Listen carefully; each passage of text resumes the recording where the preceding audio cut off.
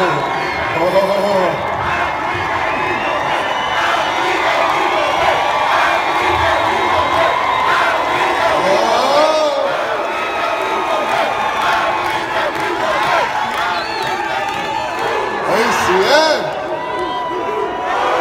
There's a revolution in the building.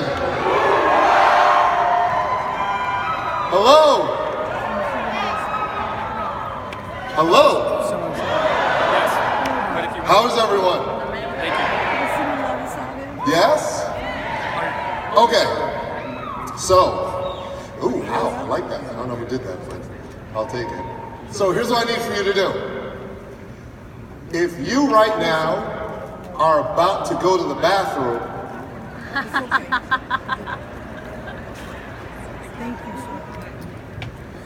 because you think the promoting events topic is the time to do that, that would be an error in judgment. I would not do that. If you have people that are in the hallway, I would send a quick text and let them know to get back in here. Because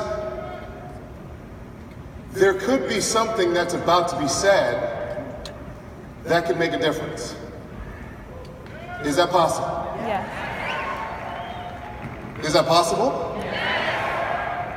So I didn't come here this morning to just talk at you. I came to talk with you.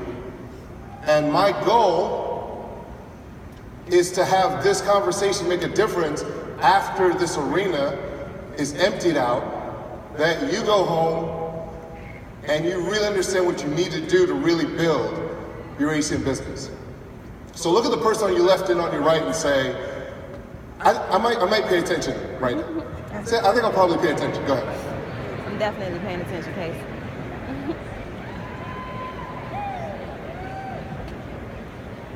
Very good. My name is James Adlam, and I come to you from the Maryland marketplace. Happy Valentine's Day to all the ladies out there. Happy Valentine's Day.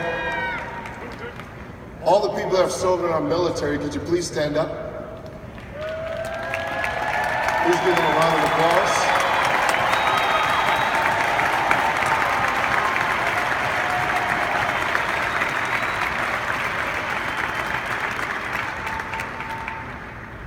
So many things we take for granted, but we want to say thank you for your service. I'm blessed that I get to be up here today to have a conversation with you about the thing that has changed my life in ACN, because I'm a product of the training events of ACN. And my goal is to have you understand the magnitude of what the training events of ACN can do for you as well as for your family. So you ready? Yes. Very good. Let's talk about it. How many have ever been on an ACN conference call? Okay, so that was an event. Anything that's bigger than you is an event. Anything that has someone give a message outside of you is an event. Three-way calls, 201 calls, meetings, whether they're business opportunity meetings, private business receptions, all these events have a purpose, and that's expose as many people as possible to see the opportunity to become a business partner or a customer. The purpose of the events is to help you move your business forward. Weekly business opportunity meetings, regional leadership trainings, product trainings, and the international training event. All these events serve a purpose. But just like anything in the world, you can only benefit from something that you're in attendance of. The event that you don't go to can't possibly help you. So for those of you that are new, how many of you, this is your very first event? Welcome. Are you glad you came? Are you glad somebody argued with you to come? Okay, good. So the values here, see, there's a gentleman by the name of Mr. Tony Kupas. One of the co-founders once said that the training events will do for you what you alone cannot do for yourself. And it's so true, you know, they say iron sharpens iron.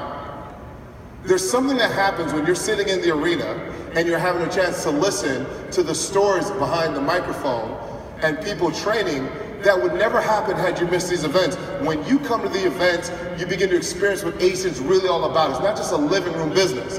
It's a serious business. It's a serious business opportunity business. But for you to be able to go and see the events, that's one thing. But it's more important that you promote the events. You see, but I want you to understand, you cannot promote an event that you're not sold out to yourself. You see, because the events do so much for your team. You know, we've been blessed to have an amazing team in ACN. And that team that we work with is a function of people coming to an event, seeing the bigger picture, telling somebody else about that event, and then sharing the story. You know, so sometimes people come up to me and say, James, you know, you're a little psycho about promoting the events. I am. Anyone who knows me knows that I'm psychotic about the importance of the events in ACN. People don't ask me though why, because here's what I know. I believe that everything starts with your belief system. Before you think you can get your 60 customers, you have to believe that there's something that might be holding. How many of you feel like sometimes you know what you're supposed to do, but there's something holding you back? Has anyone in this room ever been in that position where you know what you're supposed to, but there's something holding you back? And even though we could talk to you and talk to you and talk to you until you go to an event and have something click, then that's going to happen. But when you go to an event and your belief system is raised, then you're willing to take an action. And the action that you take, whether you have great results or not great results, taking an action is always more exciting than sitting thinking about something. How many of you know that sitting and thinking about something never really empowered you at any point in your life? But the moment you did something, it began to happen. Because when you take action long enough, you're going to see results. When you're excited about something, you're going to see results. I'm a master of letting other things tell the story for me about ACN. What do I mean by that? Highlight videos. ACN has an unbelievable library of videos to promote the events. Speakers. I'm amazing, I know this for a fact, at getting people in front of other people to tell the story of the event. I heard a training once about promoting the event, and I loved the training so much, I kept sending that video link to someone else, and I had somebody else tell the stories. As a matter of fact, it was Spencer Hunt. And I used to send his video link of him promoting events to people I wanted to have to come to the event. I have to remind people, sometimes people, how many of you realize that sometimes as we go through our lives day to day, we can get distracted and lose focus on what the main thing is. Has anyone ever been in a place where you know what your reason why is, but sometimes you forget it? Well, having people get connected to their why, telling people why you're doing this. Well, you know, I don't know if I can make this event in San Jose. Sarah, do you remember how you said you wanted to be home with your son?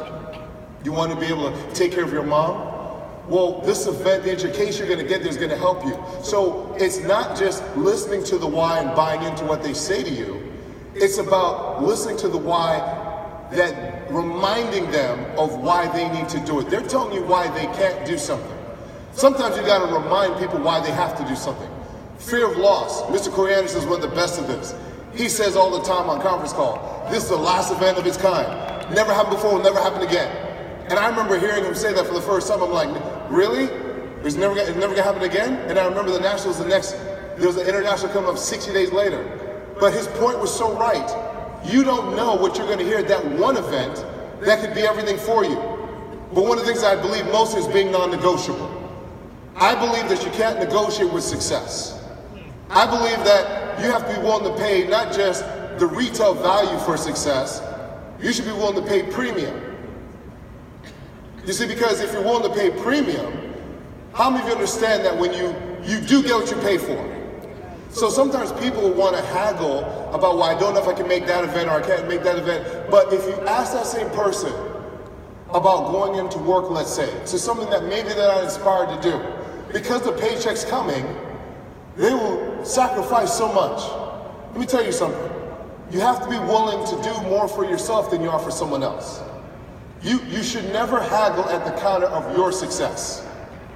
There should never be a need to heavily debate with you about something that could change your life.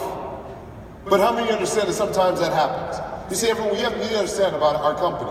What is our company? What do we really do here? What is ACN all about? We are a customer acquisitions company. We acquire customers. The compensation plan is the same for all of us. We have the same services, basically in the same marketplace, depending on where you live.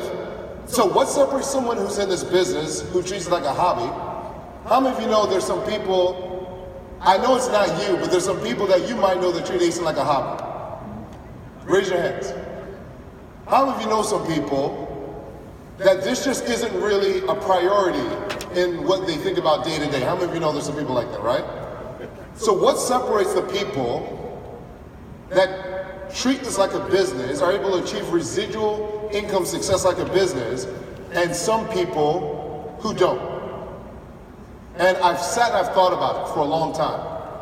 And what it comes down to is vision. So look at your neighbor on your left and your right and say vision. Vision. Are you really ready? Are you really ready? Are you sure? Okay, let's talk about vision. 2.6 million light years away. 2.6 million light years away is something called the Andromeda system. It is the furthest measured point that a human being has ever been able to see. It's been recorded that human beings have been able to see the Andromeda system, which is 2.6 million light years away.